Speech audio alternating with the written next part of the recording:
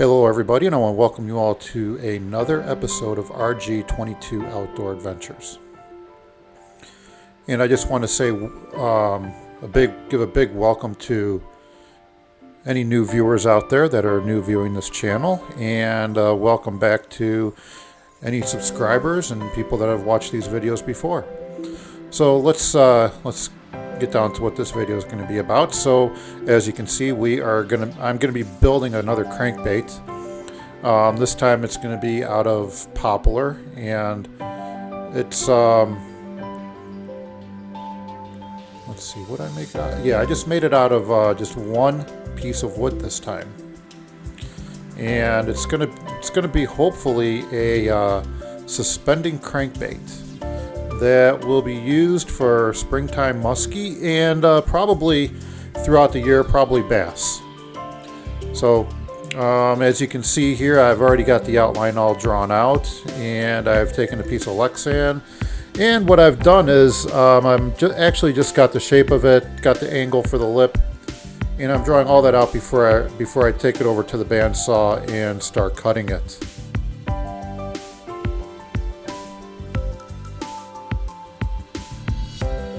Alright, so I'm done drawing the lure out, and it looks like what I'm doing now is I've taken it over to the bandsaw, and we're going to cut the basic shape out on the bandsaw. And basically it's just cutting along the lines, and you've seen this on every other video I've done, so you guys all know the process. But cutting along the lines, and basically all I'm doing is just getting the basic shape of the lure. When that's all done, I've already got the lip drawn out. I've got the lines drawn out at the bottom of the lure, and I'm going to cut the slot for the diving lip out right now. And basically all you want to do, you just want to take your time and go ever so slowly doing this one, because you want to get these just right so that lip fits in perfectly and it's perfectly straight all the way across. Because if the diving lip is off one way or the other, it's not going to swim properly. So make sure you take your time. When that's all done, I cut the underside off along the lines, and when it's all done on the bandsaw, I take it over to the belt and disc sander, and I just sand out the basic shape. And then from there, we're taking it over to the drill press, and I'm going to get the eyes drilled out. And I always drill a hole all the way through to mark where I want to put the eyes. That way I know it's going to be the same on both sides. And basically that's all there is to do on this part. So you can follow along as we go along and sand the lure and then drill out the eyes, and we move on to the next step.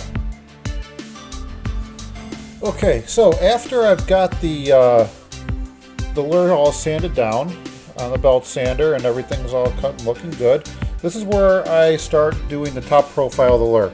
Now typically what I do is I draw two straight lines on the back of the lure where I think I'm going to want the fattest part, and then I cut that in half from the middle, and I go from the right of the center and the left of the center, and I cut that in half, and then I draw diagonal lines to the very end, and that's front and back. I decided this time to maybe just try drawing a freehand where I'd have like curvatures and stuff, but that didn't look right, so all I did was I took a piece of paper, folded it in half, made the curves, and then cut that out and used that as a stencil when I did all the drawing for the center profile on the top. So that's kind of what I'm doing here, just sizing it up, making sure the length is right, and we'll get all that cut.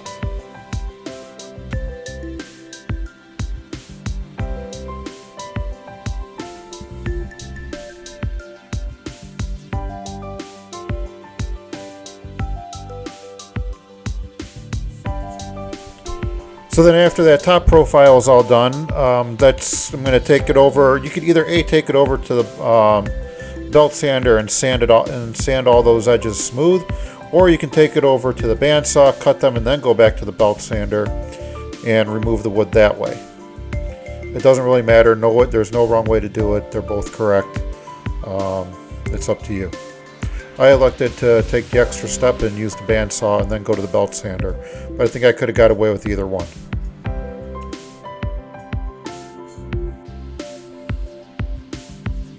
And if you remember earlier, I mentioned that when you have the lines already drawn out for your top profile, you can either cut them on the bandsaw, or if you have enough and you think you can probably get away with sanding them, you could sand them off as well, those edges. So here I decided just to use the bandsaw, and we'll get those edges, do the front and back, and you get those done, cut off the bandsaw, and you've got your top profile and the profile of how the lure is going to look with an angle on it.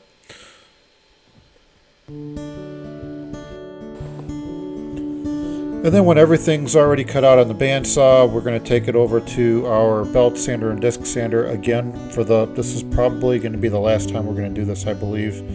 And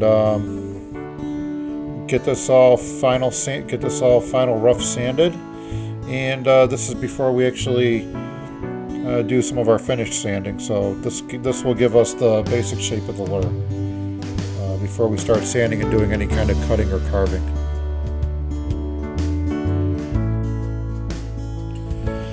Well, at this step, what I'm doing here is I'm taking my punch and I'm actually trying to find, based on how the lure is going to balance, just like that. So what you can see, I'm taking my hands, holding it really light, and moving it up and down the lure to find the perfect balance point. And it will fall one way or the other based on how you are with that balance.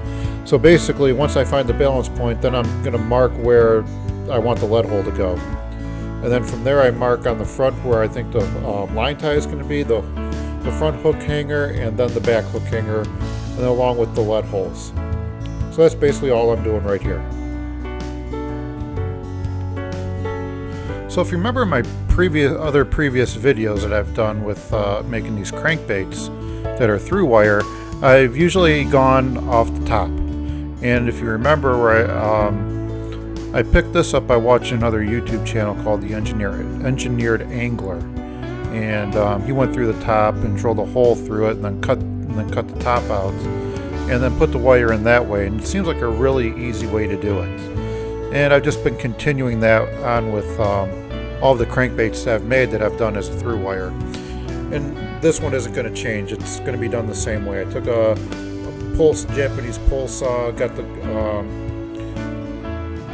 the slot initially cut, and then took a larger regular hand saw and made the cut a little bit wider so I can fit a wire through it. And after that, I just sanded out a little bit, and we are done and ready for the wire.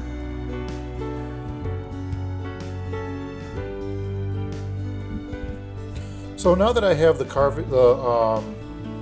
slot all cut for the through wire, and I've got the hole drilled out, it's time to bring the lure back to the bench and start drawing the chamfer lines, so that way I can start carving the lure out.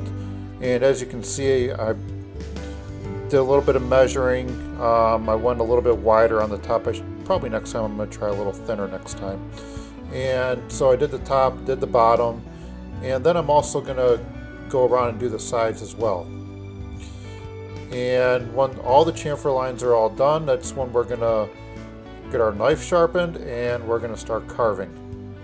So in the meantime, sit back, relax, and just listen to a song while you're relaxing, watching some carving.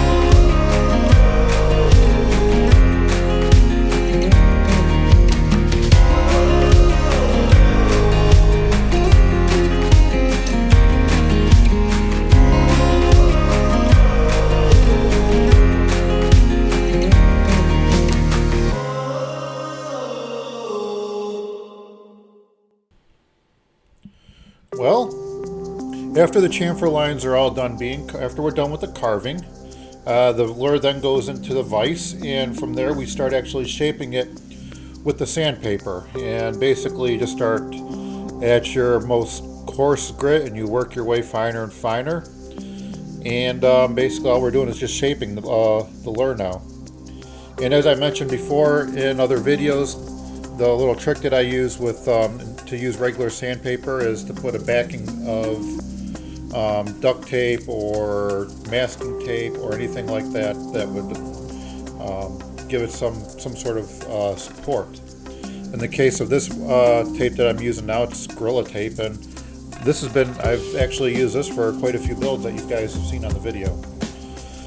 And when you're shaping these lures, actually, like I said, you want to go from most coarse grit to your finest grit, and then you just start from the back to the front, and then you do top and bottom, and that's basically it. And from there, it's either you do some more carving with gills and fins, or you just start doing some finer and finer sanding, your finished sanding, before you actually start doing all the painting and everything.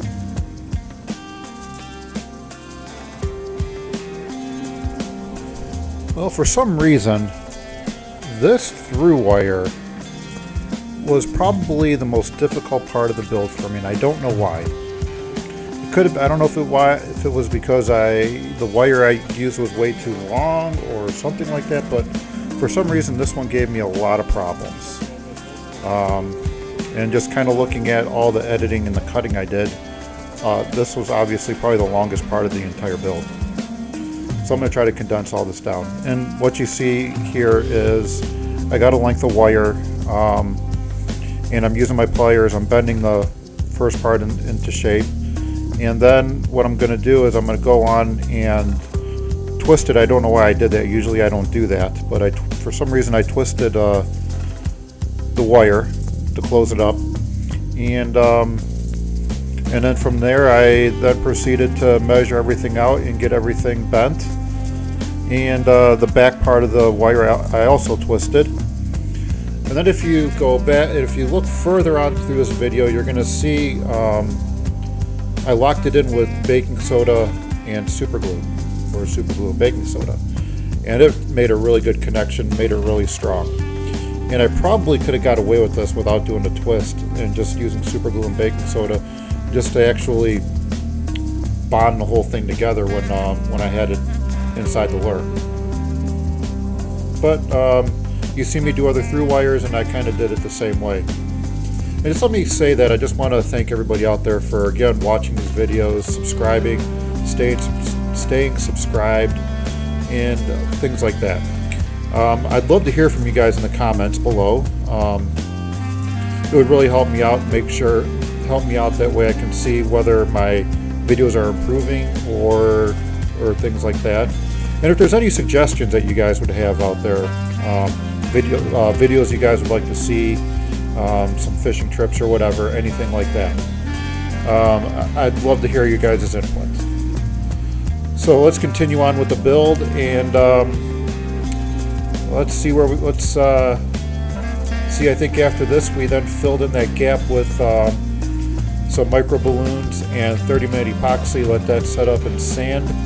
And after that we get it sealed up, and we're going to be ready for painting pretty soon.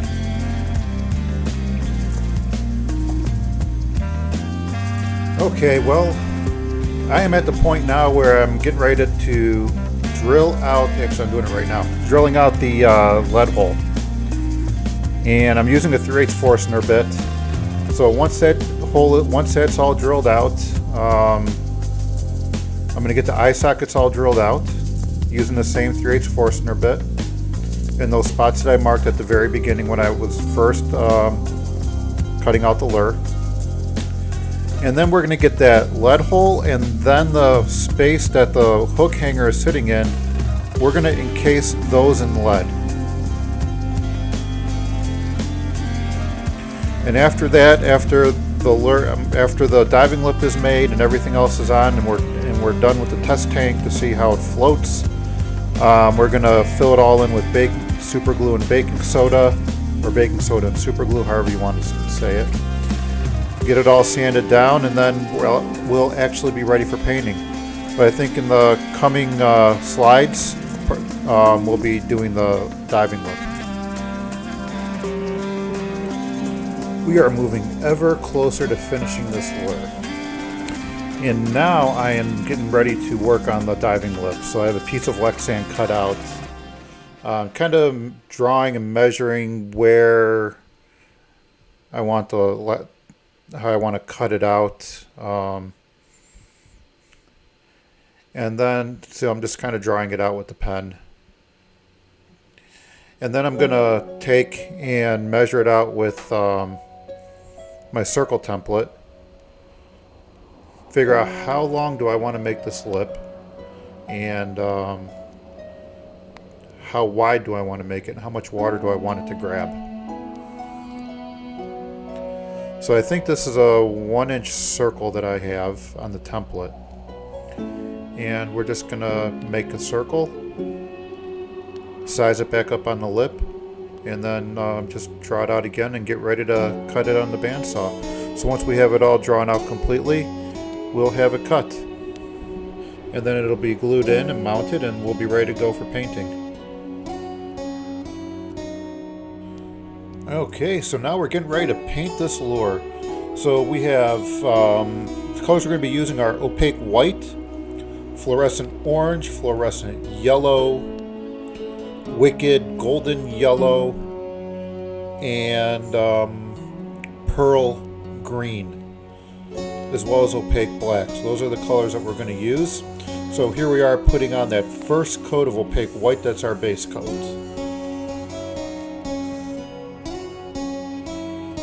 Okay, the next color, the first actual color that we're going to be doing on the paint is fluorescent orange. We're going to go do that on the belly and work our way up the lure. So fluorescent orange belly, and maybe slightly up around the curve, and just letting some overspray come up the side, and that's about it. So multiple light coats to make a very bright,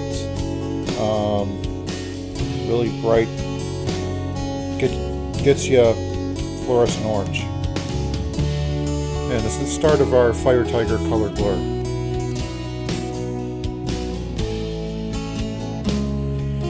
So as you can see, we are using wicked golden yellow, starting at the front, and then working our way down the flanks of the lure on both sides.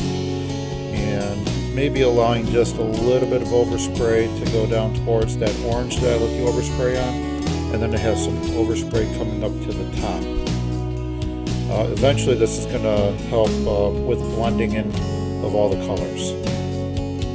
So next on this lure is going to be a fluorescent yellow, or chartreuse. And again, do very light coats and just work your way to until you get to a nice strong color. Because eventually all the blending is just going to dull everything out. And we are really moving along on this lure. We are already on our third color. That's going to be fluorescent yellow, or chartreuse, however you guys want to call it. But basically we're going to start on the top and then work our way down the sides. And I want to try to let this blend into that wicked golden yellow that we just used. So that will kind of blend into that, and the overspray will go over it and then down into the orange just a little bit.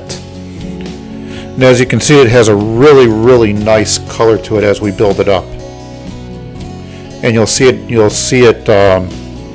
get brighter and brighter the more coats we add as we dry each one, and then add a coat on top of that. So these colors are just starting to pop on this lure. It's just looking at it, even without a finish on it, I think it's looking amazing. So we'll continue on painting.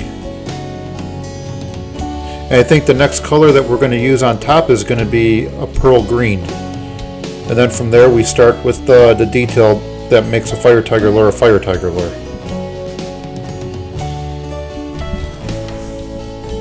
Well, I am really liking how this lure is turning out. The orange, the wicked golden yellow, or the fluorescent orange, wicked golden yellow, the chartreuse. Now we're going to add a pearl green back to it. This is just going to go over right around the nose area of the lure, and then straight down the back, and maybe just a tad bit of overspray over the chartreuse, so it kind of looks like it's starting to blend in. But this is it. There's really nothing else. Really light coats, and eventually you get it nice and heavy, but dry each coat in between, and it'll start looking awesome. And I think this is really looking really good right now. Well, like I said, this looks like this lure is coming along nice. It's looking really good. I made a stencil over here. I took some 2 pieces of blue painter's tape and drew out the outline of the lure. Then where I think the gills are going to go, I drew a line, and then made a couple S's, cut those out, and those are going to be my stencils for the stripes on the lure. And as you can see, we go through each one with the opaque black paint, just light. You just have to do it ever so lightly. No need to go heavy. Do a few light coats, and then you're done. It's a really quick process. And sometimes it helps having tape on both ends to kind of hold everything down, because sometimes 2 hands works great. And obviously you flip it over and you do the other side.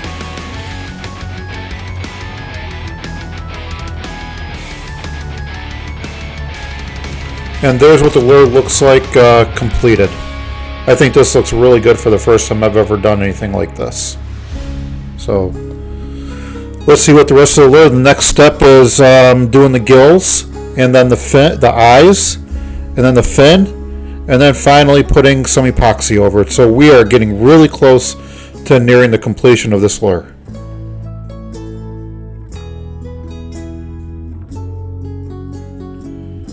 Well, it looks like at this point I've got the body's completely finished. The lure. It's all painted. I've got the tiger. I've got the stripes done for the fire tiger. All the coloring's done.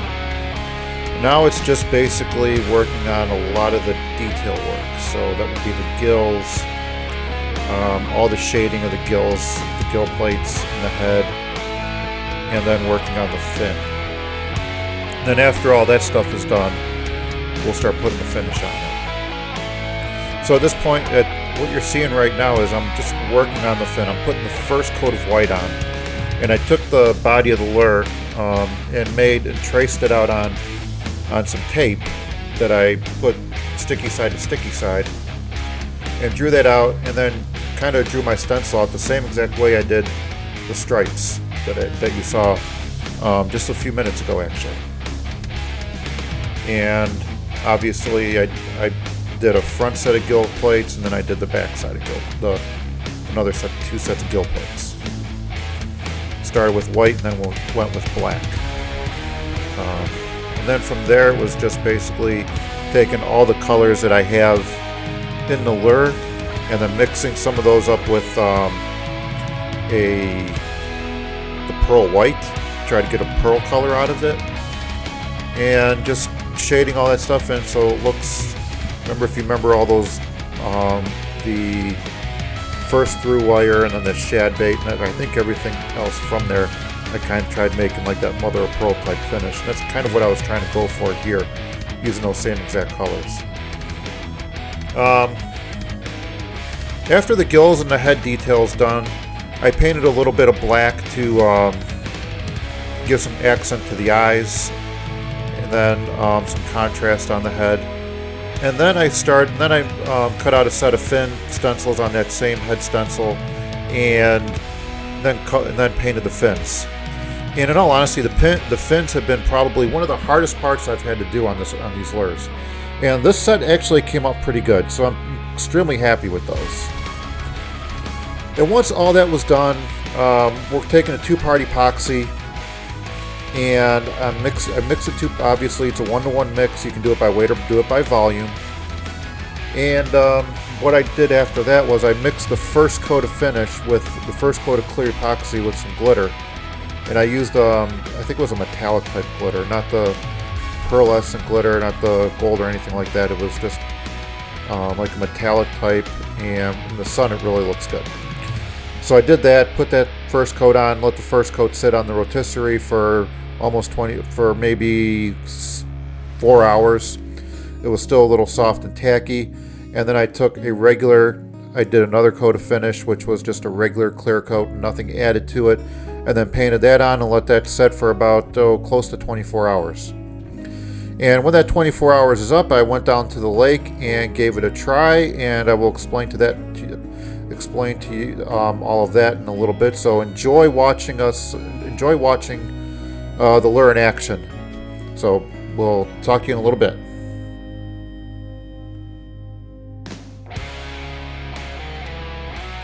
All right, well, here I am at Hinkley Lake, below the dam. The water's pretty muddy, so unfortunately it's going to be really tough to see the action of the lure, but here we're going to see, hopefully you guys see this lure in action. It had a really nice swim to it, a really nice kick, nice vibration in the rod tip when I'm reeling it in. So I'm going to call this lure an overall success. It looks like it dives fairly deep, probably maybe 2 to 3 feet, maybe a little bit more. Let's see what else here. What else can I say about the lure? It casts really nice. It's accurate. And it's definitely going to my tackle box for the spring.